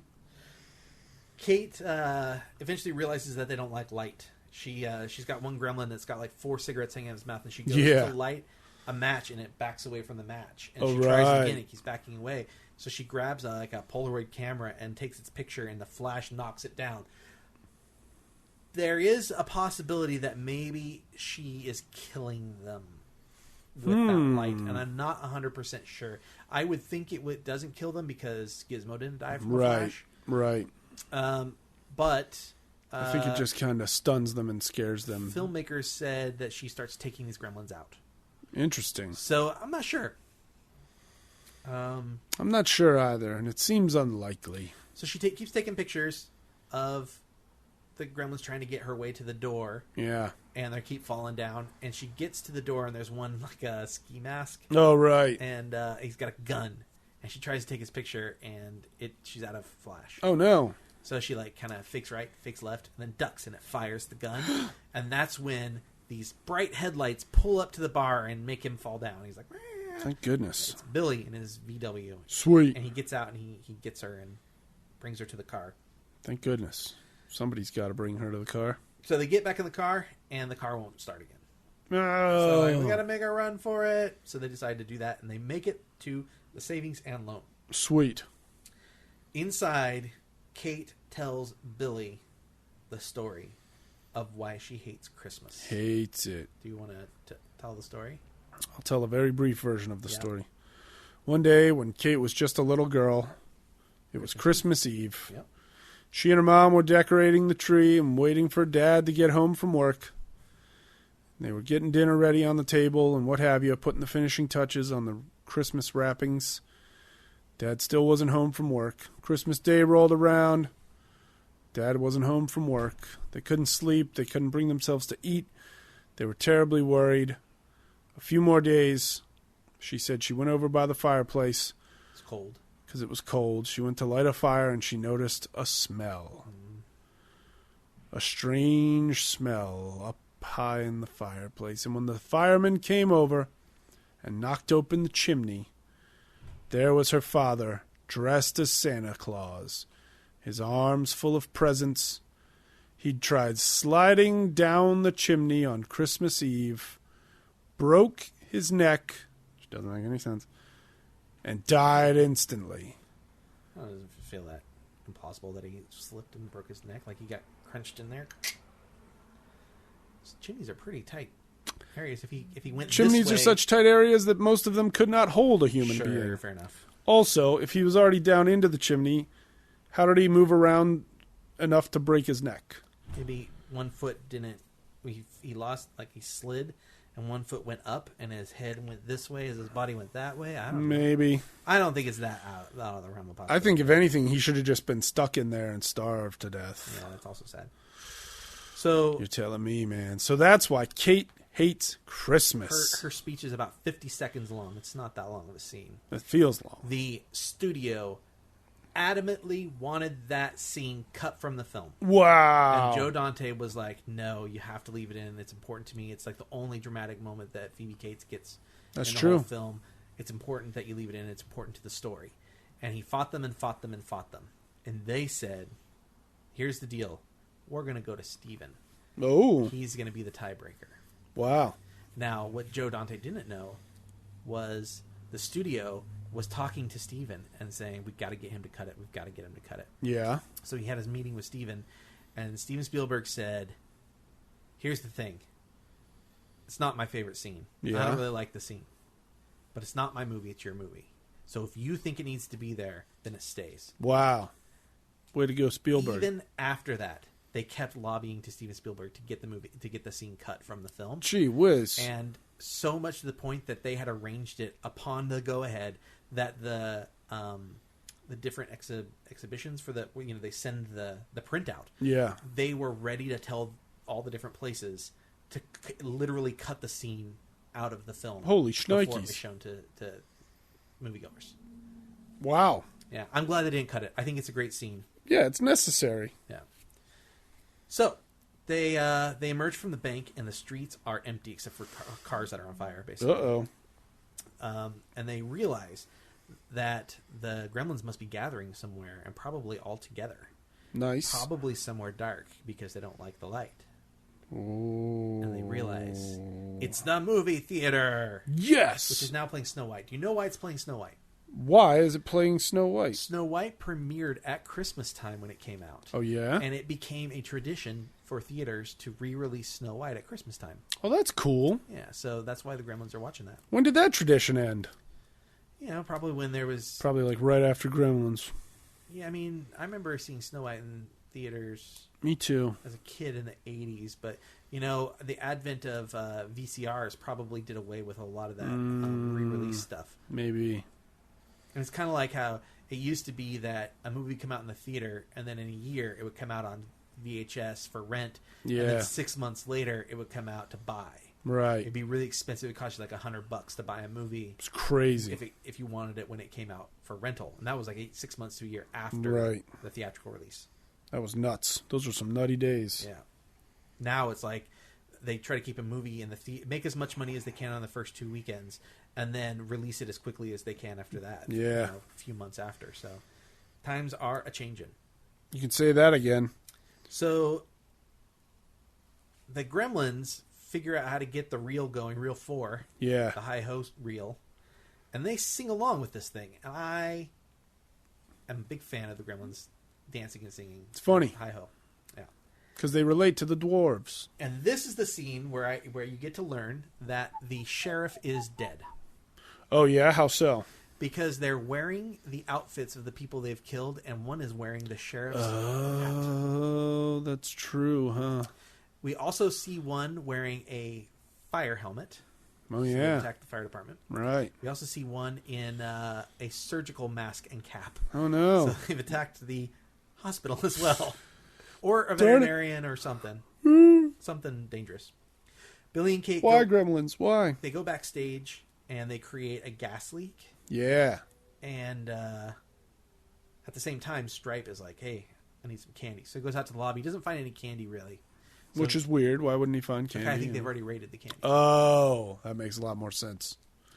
Billy and Kate light a rag on fire and run out as the reel ends, and the Gremlins see their shadows Good through thinking. the screen. Real good And they thinking. start cutting through with their little claws and stuff, and Billy and Kate get outside into the back alley, and they jam something in front of the door, and they run away, and the theater explodes. I mean, it blows up.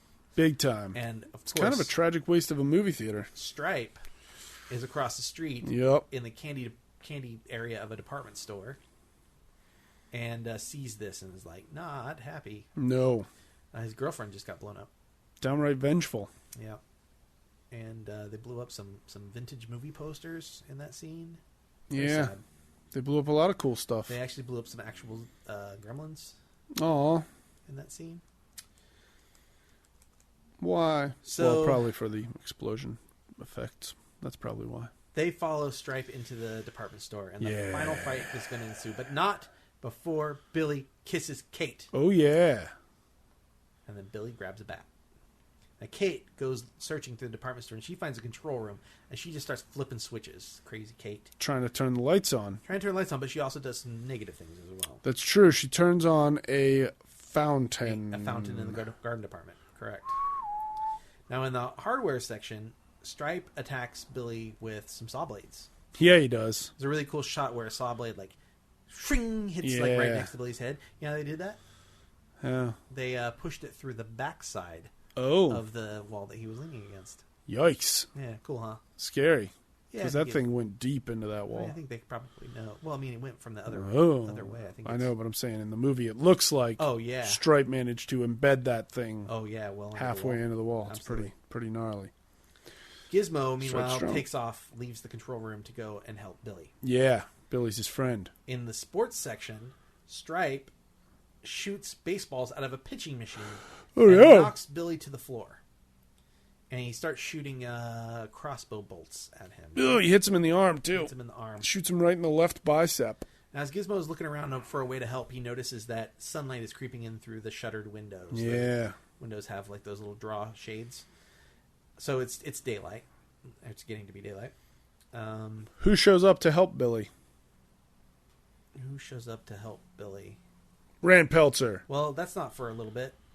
What? Yeah, it's not for a little bit. No, because he gets there, the dog jumps out, and Yeah. the dog I runs got into in my the notes store here. Got it in my notes. and starts sneaking around. So before that happens, Stripe shows up with a chainsaw, an electric chainsaw, and starts hacking away at Billy's bat. That's pretty scary. Out bursts Gizmo out of some cardboard in a pink electric Barbie car. Oh, yeah. And as he's driving, he hears the dialogue from the Clark Gable race car movie, which I thought was a really nice touch. Yeah, that's funny. Kate gets the lights on, Sweet. and it scares, hurts Stripe, and the chainsaw drags him away, and eventually it unplugs itself. But when he looks goodness. up, he sees the fountain in the garden section. He also looks to his other no. side and sees a gun. Oh, no. Rand drives into town, and he's hearing the chaos on the radio. Okay. And the DJ talks about how they're going to turn the hoses on those creatures. Terrible idea. Yep, people just do stuff without any research. Terrible, terrible, terrible idea. So he kind of comes to a stop outside the department store, and Barney jumps out the car, leading Rand into the department store. All right. This is kind of the end of my notes on This this. is kind of the end of the movie. So the dog goes in, and Gizmo drives by, and then all of a sudden he stops and comes back, and he kind of beeps at the dog. Yeah. He's like, doggy, and then he drives off. Yeah, doesn't he say, woof, woof? Yeah, something like that. Yeah. Oh, Gizmo loves dogs. And so Billy finds the garden department. Stripe is going to sticks his finger in the fountain, and it's going to start to bubble, and he points the gun at Billy. And Gizmo comes off of a shovel like a ramp, flies up in the air, hits the draw shade, letting the sunlight in, Yeah. killing Stripe like he melts. And That's like when Rand comes in, and Kate's already there now. Yeah. And they just watch this thing melt and fall into the water. It's pretty gross. And then after they recover the gizmo, the skeleton with the eyeball still in it pops out Oh, of God. the fountain at Billy, falls on the ground, and continues to melt. Kind of deflates. Yeah, it's really gross. It's real gross, Like but it's bubbles really and cool stuff. looking because it looks like a fully solid skeleton. I But could then swear it's the like dog was going to eat some of it. It was gross. the bones just like deflate. Yeah, and then the dog gets way too close to that puddle Yeah, of I was gross like, oh, this is goop. gross. So So sick. they go home and watch the news, and in comes who? The old Chinese grandfather. And he's like, I told you weren't responsible enough, blah, blah, blah, blah, Yeah. blah, blah, blah. And he takes Gizmo home. Yup. And it crushes me. It crushes my soul. That Crushes Billy. Yeah. And then all of a sudden, as he's walking out the door, he hears, and he's like, "Oh, he wants to say something to you." And he opens the box up, and Gizmo gets up out of the box, and he goes, "Bye, Billy." Aww. And it's really sad. And then they go away. Yeah. And walk off down the sunrise street. I don't think it is the sunrise. I don't know because it's night again already. Lit. Yeah, maybe. Okay, maybe it's sunset. It's like already the sunset. Back to the nighttime. Yeah. And then Rand comes in with a bit of a closing narration. Yeah. So this... And he says, "I'm Rand Peltzer. Get out of here. Go home." So this movie, to me, is kind of the anti-It's a Wonderful Life film. Oh, yeah? Yeah, so I was thinking about it. And it's not in a bad or negative way. I like It's a Wonderful Life. Mm-hmm. It's a great Christmas film, holiday film. But it's got so many of the same qualities as that classic film. Yeah. It's like if It's a Wonderful Life was darker and more fantastic in the events that happen, this is maybe what you get out of it, right? Whoa. So think about it. You have this small town named Kingston Falls. Yeah. What's the town in It's a Wonderful Life? George Baileyburg. Bedford Falls. Bedford Falls. You have an angry Scrooge-like person who owns the savings alone. Yeah. And you even have the movie house. That's true, huh? Yep. Darn it. You have this like same kind of message of self-worth and self-sacrifice and you know what Gremlins doesn't have? What's that? Mary. It does not have Jimmy Stewart saying Mary over. Mary. So that's Gremlins. And it's a blast. If you're listening to this, you have watched Gremlins. Yep. And I hope you're enjoying it. I'm a big fan. Walt is having some sort of little spasm here. I've never seen him do that before. He's probably sleeping. Is he having a nightmare? He just dreams sometimes. Oh my gosh. The next movie. Yeah. A little film. A little Scandinavian film. Rare Exports. The rarest. And I think I'm going to see about looking if there's a Wikipedia or something. All right. Well, I've got pretty much the whole plot outline for what I was going for. Well, here's Rare Exports. Now, I'm gonna say this. I think it's a great idea for a movie. I'm also going to tell you right up front, I dozed off a lot while watching this movie. You did not. Either time I've seen it. And I salute you for that, because I dozed off a bunch of times. Now, it's not exactly the movie's fault. I doze off a lot, especially here when trying to watch movies, especially on movies that have a little bit of dialogue and then a whole lot of long, silent, atmospheric moments, and then a little more dialogue and some plot moving along. Do you know why that is, though? Why those long atmospheric moments are important? Quiet atmospheric moments. Why? Because they are banking. The entire premise of the film is banking on you coming up with your own assumptions about what's going on. That's fair. They let you think that one thing is happening, and they really do. Everybody thinks the same thing. They give Nobody you knows this plenty ahead of time to think. If you say that you know what's happening in this film ahead of time, you're a liar. Yeah. It's just sort of. I mean, it's really, really clear what you're supposed to think. And there's not a really good reason to think about what it really is. Yeah. So if you're listening, you've watched Rare Exports. Yeah. So let's dive in. So let's dive in. So we have this this mountain. So I'm not going to lead it? Wow, I was buddy. trying to help. Wow. You were asleep. I turned over and you were asleep. I took a page and 1/8 of notes. Go for it. Gee willikers. I'm sorry, I was just trying to help. I was just trying to get the ball rolling. You won't even let me talk about this movie that I slept through. Yeah, go for it. So it starts off at this great big mountain. There are two guys speaking English in an office on some sort of a job site. Remember the American's name? Was he American? I thought they were both British. They say that he has an American passport. Remember, they refer to him as the American. Oh, no. What was his name? He doesn't have an American accent, for what it's worth. Right. But Brian Greene.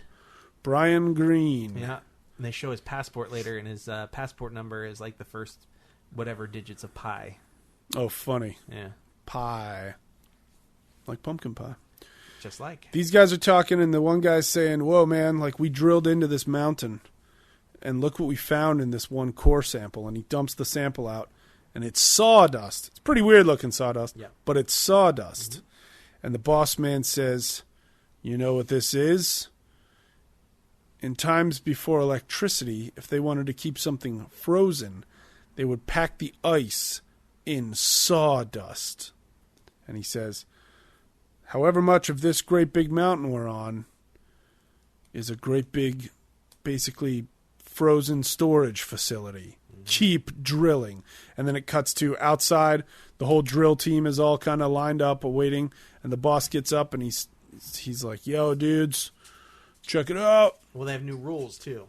Yeah. Yeah, that's right. He hands spitting. them these cards. Yeah. And he's like, make sure every one of your men gets these new rules. And it says, no spitting, no swearing, like keep smiling, all these funny little things. Things which, that basically make them really nice. Yeah. And he also points out he's been looking for this pretty much his whole life. Yep.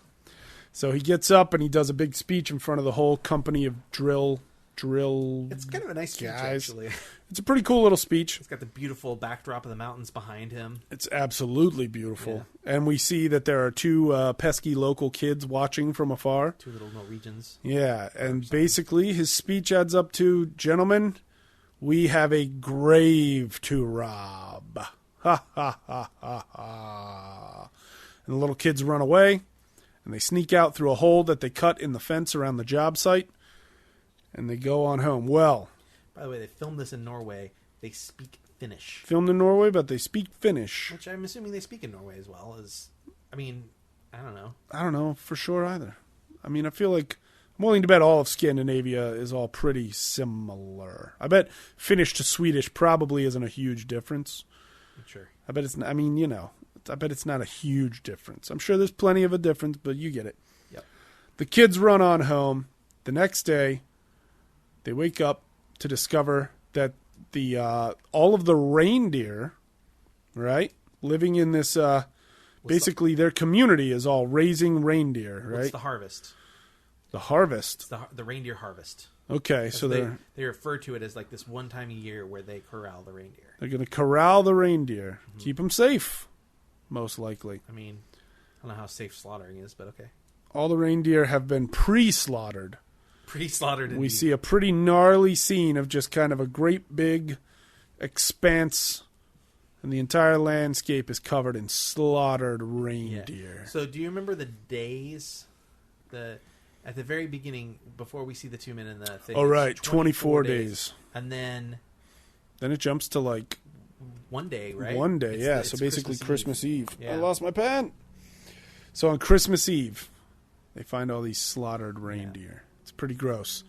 And they assume a wolf must have done it. And they go and they find the hole in the fence. Mm-hmm. And they're like, somebody clipped a hole in this fence. This is obviously where the wolf got in to slaughter the reindeer. Yeah. And the two little kids are like, oh, no. And the real little kid, Piateri, is like, oh, no, they're going to be so mad when they find out that we've cut that hole in the fence. And the bigger kid, Yuso. Or is it Josu? I don't remember. I think it's Yuso. I remember Jusso. Okay. Yuso is like, if you tell them that we cut that hole in the fence, he's like, I'm going to punch you so hard your dog's going to bleed, dude. And what's even gross about that is that Piateri has a little pet dog, but it's just a little stuffed animal toy that he what does he call it? drags. Whoopa? Whoop. Whoopa? He almost pronounces it just woo, like that. But it's spelled like... Or no, he pronounces it like woo, and I think it's spelled... V-U-P-P-A, right? I think it's spelled W-U-P-P-E, or maybe V-U-P-P-E. Yeah, something like that. But yeah, he just pronounces it whoop. And so he's afraid because he doesn't want to get beaten up by the bigger kid, who's also like his only friend. Thanks for threatening your only friend with violence, big kid. Juuso. That sounds correct. 2 U's, 1 S. That's crazy. Oh. So now... basically, the town's livelihood has been destroyed. They mentioned that they were going to make about $85,000 off of this reindeer harvest, and now all of that is out the window. We learn about Piateri and his father, who live together with no mom, and Pieteri's father is kind of Rauno. Rauno, that's his name? That's the dad's name. Rauno? He's kind of worried about Pietari and how, the poor kid just... A, there's not a lot for him to do around there. Mm-hmm. B, he no longer has a mom. C, they have no money to eat. They have no money to eat. The kid's dragging this toy around all over the place. I was looking at the name. Did you explain how much money they lost because of the deer? I thought they said 85,000. 85. I couldn't remember. I didn't hear you say it because I was looking up a name, so I just wanted to make sure. Oh, okay. So that's a lot of money for them to lose. Yeah. When they're out. I mean, that's like their livelihood. Yeah. Ooh, They but count on this harvest. when we first meet Pietari's dad, what's his name? Rauno? Rauno? He has dug a great big pit. Yeah. And he is planting sharpened spears in the bottom of that pit, covering it. He hangs a decapitated hog's head over it to attract predators. Mm-hmm. I'm guessing, what do they call that? A deadfall, right? Sure. So he wants probably a wolf to come on over, try to get the hanging pig's head and fall down onto the spears. Yes, because we learn later that he's worried because he says wolf pits are illegal. Yeah. So it is for wolves. Oh, snap. Oh, snap. Well, he winds up finding something else, but not before. Pietari gets very worried because he's heard the speech by the man who owns the drilling company. Yes. And it sets him on a little research mission. Yeah. What is he researching? He's researching Santa. Ooh. And he learns all of these sort of legends of Santa. Including like what happens to the kids on the naughty list. Yeah. And also why you have your Christmas lights on. Oh, yeah. Which they sort of allude to. They don't go into great detail about, but he wakes up on that morning, the harvest morning, and he sees that the lights have been turned off. Oh. And he's like, Dad, did you turn the lights off? We have to leave the lights on. His dad's like, who's going to see him in the middle of the night? Yeah. But he knows it's like a way to ward off Santa. Yeah. And he also sees that there are footprints on the roof. Right. That his father did not make. Oh, no. So there's all this sort of Santa mystery. Signage? Yeah. Things pointing to Santa. There's a Santa trail all around his house. It's pretty messed up. What happens then? Do they then discover what's in the deadfall? Well, couple things happen. So Christmas Eve happens. Yuso goes over to their house. The dad makes some gingerbread cookies. Yes. And the kid's like, these are like Mom used to make. It's like very sad. And the dad's like trying not to cry because he's without his wife and they lost their harvest. He doesn't know how he's going to provide for his kid. Yeah. And the kid tells, what's his name? Pietari. Tells Yuso, he gives him some cardboard. He's like, tape this to your butt. Yeah. Because he knows that Santa could cane you. Yeah. And he's like, we haven't been good kids. We're on the naughty list because we cut that hole. And we're Right. lying about it. Right. And Yuso's like, you're an idiot. So. Yeah, we should also point out, Pietari at this point is basically walking around in like all of his like makeshift hockey gear. Yeah, a helmet and pads and all that to protect himself. And he's got a piece of cardboard taped around his butt. So, the dad sends him to bed, and he goes to bed on Christmas Eve, kind of standing up. It's not standing up, sitting up at the window waiting. Yeah. And hoping to get a look at Santa. When he gets up in the morning, he goes downstairs, and they're eating they like burnt gingerbread men for breakfast. The pig got burned. Dad, right. Out of the pig roast got burned, and he goes to put firewood into the fireplace. Oh, and it explodes. And he's like, Pietari, did you do this? And it turns out he put a bear trap. Yeah, steel bear traps in the fireplace. He's like, bad that could idea. have killed me. You're grounded. And the kid's like, I'm gonna go pee, and he goes outside to pee. Yeah, and that's when he notices the pig's head is gone. The pig head is gone, and something must be in the deadfall. So he calls for the dad, and the dad goes, and he's like, he sees feathers in there, and he's like, go back inside. Yeah, because there's something else in there besides feathers. A man. A naked man. Skewered by the spears of Christmas. A little bit skewered. I'd say skewered. He's got to be It's skewered. like a side. Whoa. They show the wound later. It's like a Oh, side gross. cut. This isn't just a naked man. It's a naked man with a long white beard. Yep. And it's safe to say he's an old man. Yep. An old naked man with a long white beard. Sound like anybody you know? He's very skinny, but he's been in prison for a long time. Yeah. Encased. So he takes him into his like little slaughterhouse thing. Right. Now, next approaches Pierre. Pietari. No, not the son. Oh, the pilot guy. The pilot, the friend. Yeah. Now, when they go out to the harvest, they decide they're going to go on ski-doos or snowmobiles. Yeah. And they're like, well, why not the helicopter? And he's like, oh, the helicopter's not running right now. Implying, and Pierre wears aviator glasses. Oh, yeah. So we know early on that he's a pilot. It's important for later. Oh, sure. So Pierre shows up. Now, he gets hired. We learned this through some dialogue with the kids, Yuso, that he gets hired by all the parents to come and give presents to Santa Claus every year. Yeah.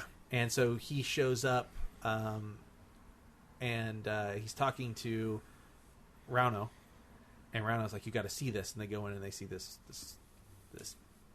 old man, Right. and try to figure out what to do with him. They sure do. And Pierre is dressed as Santa Claus at the time. Yes, because Which he's is a lot of fun. going to show up and give out presents. Why not, right? It's what you do. You're in a small, weird mountain town. Yep. Play Santa. Is this when the boy, Pietari, sees them dragging the body of the naked man through the snow, but with it's covered. It's in a bag or something. He sees that. He goes and he climbs up to a window outside the kill shed. Yeah. And he sees the person in there, and he knows it's Santa, or what he says it's Santa. He's like, "Hey, that's Santa." And the dad's like, "You shouldn't be here. You're grounded. Go inside."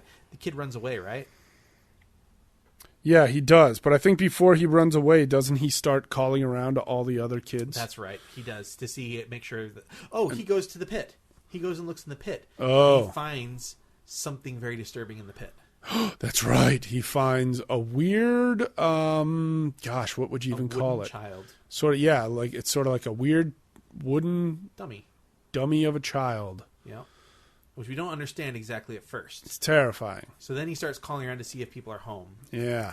And no, that's after Yuso's gone. Oh, okay. Yeah, because Yuso was crossed off the list. Oh, snap. So he runs away because he's like, this is Santa's come to, like, I've been bad and Santa's going to get me. Oh, no. So he runs away. The dad sees him get into a police car, and the dad's, like, super worried now. Wolf pits are illegal, and they got the body of an American in the... Yeah. Possibly dying body of an American. Hopefully dying. Yeah. But it's not. But they could tell that he's breathing because they check that and whatnot. Yeah. So he follows in his truck to Yuso's parents' house. Right. The guy that you thought looked like... he looks like the gold prospector guy from one of the Rudolph movies with the red hat and the mustache. reddish brown beard. I think is this guy's name. Imo sounds correct. Not the guy in the Rudolph, but in this. Yeah. So Imo's there, and the police are going there because they're reporting that some stuff has gone missing. Ooh, boy. And at this house is the stove, right? Yes, a bunch of stoves have been stolen, and a very expensive hairdryer. And then other people around town have been reporting radiators just ripped out of the house. Right. Ripping out them radiators. And so Pietari decides, I'm going to go in and see Uso. And the guy says, yeah, he's asleep. Go wake him up, the lazy bones. And what does Pietari find in Uso's bedroom? Yuso's bedroom. Wooden child. In his bed. Yeah. Probably getting bugs around and everything. He's been replaced by a wooden child. By a wooden boy. So, reverse Pinocchio. Yeah. So he goes down to tell them that he's missing and that there's this wooden doll in the bed, and they're like, what the heck? And the sheriff's like, he's just out chasing girls. I bet he's not. No. So then Pietari starts calling around and learning all of his friends are not home today. Correct. All his friends have disappeared. They've all been naughty. Walt hated that. Pierre was kind of messing with the old white Santa guy. Yeah. Santa-like guy. Teasing him with ginger cookies and whatnot. And the guy they think is Brian Green bites him on the ear. Oh, that's right. So they arrive back to see him bleeding, and they're like, this is really weird. You got to look at this. And they go in, and the guy's like huddled in a corner. Yeah, he's just all hunched in a corner, naked and old with his long gray beard. And Pietari? Pietari? Not going to get it right. It's all right. I've seen this movie twice. Pietari kind of sneaks in, even though it's not supposed to, and you see the old man start sniffing. Yeah. Like, smell some children. Yeah, he can smell that there's creepy. a boy on the naughty list in the room. That sentence alone makes me wish I'd not seen this movie. There's sort of a reference to earlier in the film when the kid is looking through the window and he starts sniffing, and they're like, "What does he smell?" Yeah, he smells boy. Yeah. So gross. So then what? So doesn't Pietari go into the room and now? Yeah, he's in the room, and that's when they realize that he's sniffing up. Now, yeah, so now the creep is like up on his feet though. Yeah. And he's sort of like very slowly pacing, and it almost looks like any second now he's just going to lunge for Pietari. Yeah. Fortunately, there are 3 good guys with guns in the room. One of which is a translator, is acting as a translator. Oh yeah, that's right. Amo is speaking to him in English. Yeah. And he's furious because he found his replacement boy. And nobody wants to find that on Christmas morning. Right. So then, how do they get from there to... Well, they decide putting him in the cage. They decide that he is Santa, and that's what they were digging for. Right. And they're like, this is the real Santa Claus. How much could, maybe we could sell him back to the guy that was digging for him. Yeah. So there's a radio in the Brian Green's pocket that the old man was wearing. And so they get on the radio and they're like, we have the thing that you want. We want to sell him to you. So they arrange a meeting. See how quickly we can tell the story? It's pretty quick. It's a pretty short story. It's moving pretty fast because so much of the movie is no talking at all. That's true. Yeah. So they go to this like big hangar, and a helicopter lands. It's nighttime now. Yeah. And there's this big hangar there, and everybody they got the Santa in a cage, dressed up in the Santa outfit. He's in a cage, and the old man who was leading the expedition gets out of the helicopter, and they sort of hash out a deal, and they're like, how much is, they're talking to each other, how much is the real Santa worth? And they decide $85,000. That's how much they lost because of these people. Makes sense. They think it's these people. So if they can sell the Santa back for $85,000, they're good to go. They'll be all right. Kiernan's like, what about $1 million? And they're like, shut up. So the old guy comes over to take a look at the Santa. They take him out of the back of the truck. Pietari, I got it right? You got it. Pietari gets out of the truck, and he walks over to this giant hangar, and he says, the last door. Now, let's jump back a little bit. The last door? Yeah, you probably fell asleep several times. So That's what I do. In the film, we see him opening an advent calendar. Right. And when Yuso comes over on Christmas Eve, he staples 24, the last door, shut. Oh. And so he gets to the hangar and he says, the last door. And then we see from behind him, it's this giant door that says 24. Exactly. Nice. Which is also how many days it was till Christmas when the movie started. Right. So he goes into the hangar. Yeah. And then we go back out to the adults. And the old man, the man who led the expedition, realizes this is not Santa. What? This is one of his helpers. And they're like, an elf. Oh, snap. And that's when they see that there are other old men on the horizon and scattered around. All naked. Darkness. All naked, armed with shovels and pickaxes and things. And and long that's white when beards. All of a sudden, chunk, pickaxe in the old man's head. Gross. Yeah, it's pretty gross. And he falls down and he dies. Oh, snap. The the adults, the three men, make a break for the door with 24. Door They 24. go into the hangar, What's in there? and that's when they see the kid just staring up at this giant block of ice. Dare I say an ice monolith? Yeah, I mean it's huge. It takes up most of the hangar, and it's got these giant curved horns coming out of Whoa. it, very Krampusy. Oh, yeah. And there are all the radiators and hair dryers and ovens all turned on, aimed at this big block of ice, and the kid's like, they're defrosting Santa. They're Oh, defrosting him. snap. That's the real Santa. And so the old helper men decide they're going to bust in and kill him. They also see all of these sacks. Right.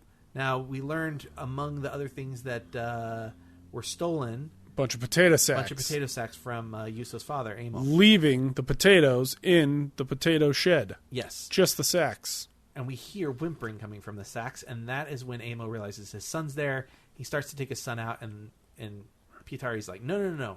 Here's the plan. Like, everybody's freaking out, and he fires his gun. That's what he does to get everybody's attention. Oh, yeah. A lot of kids with guns. Well, 2 kids with guns in this Yeah. movie. So Always armed, I guess. he has this really cool idea. So they go, Piernanen goes and gets the helicopter. Yeah. That old man's helicopter.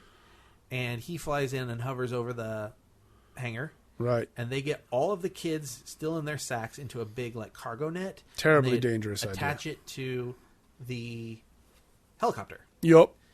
And then they fly that up out the skylight and away, leading all of the helpers, Santa's helpers, away.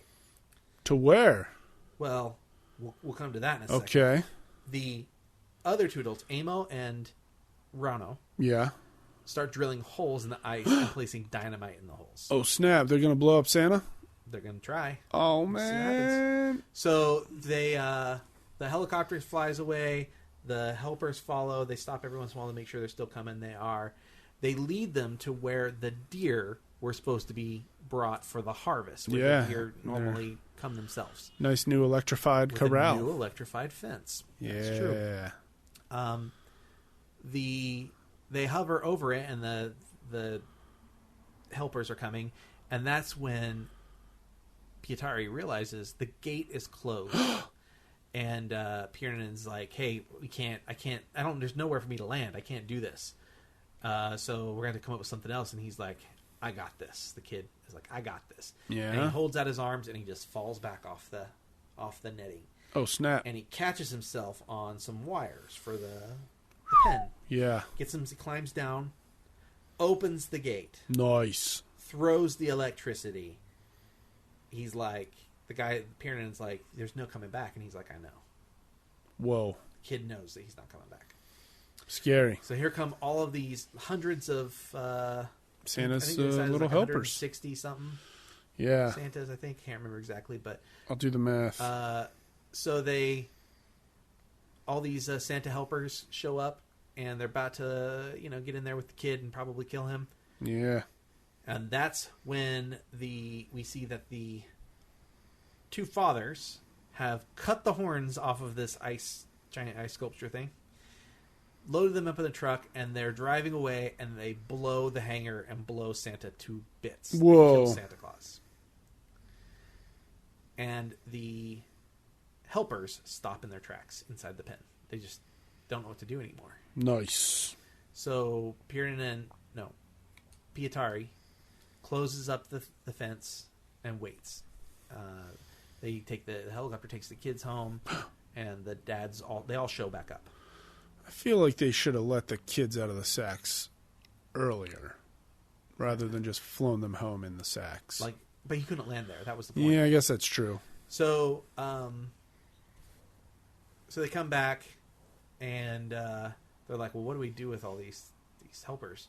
And they're like, "Well, how much is a Santa worth?" And he was like, $85,000. Yeah. And so he has Yuso do the math, and Yuso's like, "That's like $16 million." I think it was 16,800,000, if I'm not mistaken. Sure. Was somewhere around the number he spit out. So they get to work, and we get the little title cards that we've been kind of getting prior to this, where it's like Yeah. 312 days till Christmas, and we see them like washing these naked men off and scrubbing them and stuff. See a lot of Wang. And then we see like 100 days till Christmas or whatever it is, and they're teaching these old men how to hold a child on their laps and give them a present. Yeah. And then, like the dad and Pietari they're like, he's stroking Pietari's face. They're very Aww. sweet. And then it gets closer and closer, and they're dressing them up, and then it's 24 days till Christmas. Yeah. And you see a dressed up Santa, and then they close a crate and they staple like Zanzibar or something on it. Right. And then they wheel it into. They're in this like big warehouse, and all these crates with different labels for different places on it. Yeah. And they're making their money, that's for sure. They're going to sell the elves as Santas. various Santa Clauses. 85 grand a piece. Yeah. And what does it say on the crates? The name of the company? Yeah. Rare Exports. Ooh, and then there's a kind of really like burly Santa logo on it. Which is actually seen at the very beginning of the film when they show the title of the film. Oh, yeah? Burly Santa logo. And it's Nice. it's like a little like a pentagram shape, like a pentagon. Yeah. Which is similar to the pen that they corral all of the Santas in. Oh, nice. Yeah. There you have it. Rare Exports. That was the fastest we've ever done. That was like You're probably right. 20-something minutes. And it was a really fun movie. And I wish I hadn't fallen asleep so many times. But, it's just what happened that day. And I had fun watching it. And I think it's a really great idea. I just could have used, just a little bit more excitement. And now you had sort of pitched me on this being a horror. Yeah, I mean, horror. It's not a horror. And I would say it's almost really more of like a mystery with just a couple maybe. of kills in it. You want me Maybe. to hold the bucket there while you have your iced tea? Sure. It's there's sort of this older mentality to horror films. Like if you go back and you look at like movies from the 60s and stuff, there were horror films that aren't really that horrific. Yeah. There's just pieces of them. You go back and watch Rosemary's Baby, it's horrific, but it's not. I mean, it's horrific because there's like devil worshippers in it, but nothing that horrific happens in the film. It's I suppose that's true. Very few and far between. So it's kind of a throwback in that way. House of the Devil is another really good one where it's all about atmosphere and it's all about setting up an expectation. Oh. That was more of a horror than this, but I'll have to watch that. Maybe after the Christmas I season. would let you pick first. Well, then in that case, you hold the bucket. Okay. Really dig in there. Do we mix them up? I mean, I shook it around. So this is going to be pretty for January. We're going to draw. We're going to wait about 3 to 4 weeks before we do another podcast. But we're going to draw so you know what to watch over the next month. That was Rare Exports. I hope you guys liked it. Rare Exports. It was pretty cool. I don't know if he's going to love this. Go for it. Oh, you already saw what it is? Kind of see what it was, yeah. It's blank. I get to pick. That's not true. Oh. It's on the other side. Oh, Casablanca. All right. All right. All right. It's a black and white one, and he's not great with black and white films. I don't have a good track record with staying awake during black and white movies. It's true. Oh, my. I don't think we can watch these two together.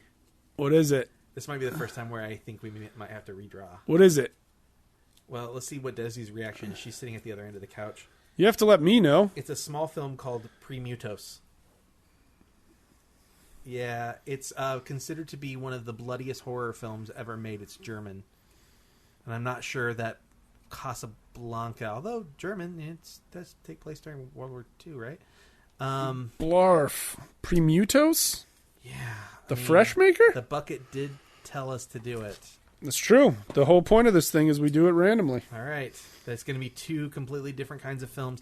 Viewers might have a hard time getting Premutos, finding it. Ooh, boy. It's dubbed. It's very fun to watch because it's funny. Yeah. But it's also like really graphic, kind of zombie film from Premutos from Germany. Our friends Danielle Brand and Chris Schmidt showed us that years ago. And when we were doing our horror bucket, I put that in there because I thought this will be fun for October. Yeah. Not really remembering that my plan was always to dump the horror bucket in with this bucket. So we're going to watch what is considered to be one of the greatest films of all time, with one of the probably worst films of all time. Wow. Two very different ends of the spectrum here. Wow. So this is going to be Premutos. I bet you stay awake during Premutos. Probably. I hope I stay awake during There's no Casablanca. reading. It's dubbed. It's so nonsensical and doesn't make. I mean, it could be worse. It could be Axum. I think I'm familiar with Axum. Should we say goodnight and happy holidays? I think we should. Hey, everybody! Thank you so much for going on this journey with us this year. It's been fun. We've been doing this since June or July, I think, and now we're at the end of this year, 2015, and I've had a really good time. We have had 2 special guests. We've watched some really great movies. We watched some movies that I was never ever probably going to watch. Sophie's Choice. I'm pretty sure that Dr. Zhivago goes double for me. And I'm really glad that we've done this because it's opened my eyes to films that I was very closed off from. So, all right. I appreciate everyone taking this journey with us. I appreciate you, Steve. I appreciate you, Wes. Merry Christmas and Happy Holidays. Happy holidays. Happy holidays. We'll post on our Twitter when we're coming back. We'll also That's right. Maybe we'll do a little mini episode of something. You know me, I like to throw out a lot of teasers. So follow me on Twitter as Stephen Ohowood. Yeah. Follow Wes on Twitter as at Movie Hippo. At Movie Hippo. Follow our show, View the Right Thing, on Twitter as VTRT Movies. That's right. If you want, follow Blueprint Betty on Twitter. Yeah. Follow Jared Finn. We talked to him not too long ago. Yeah, we're on his holiday episode of his channel, on his YouTube channel, so check that out. Follow We Are Indie Horror, our other special guest this year. Neil King helped us out this year. So hopefully next 2016 we'll have lots of movies and lots of new opportunities for us. Oh, yeah. Perhaps some things outside of this house that Steve and I are going to maybe try and take part in. Word. We got a little... a little what? Picture expedition you and I got to go do around Hollywood still. A picture expedition? Yeah, we got to get some photos done. Ooh. JCPenney style. JCPenney style. Glamour shots. Okay, so thank you everybody for watching and listening, I guess I should say. And now turn off your iPhone and go spend some time with your family. In a movie theater. In a movie theater, yeah. All right, everybody. Happy holidays. Happy holidays. Bon cinema.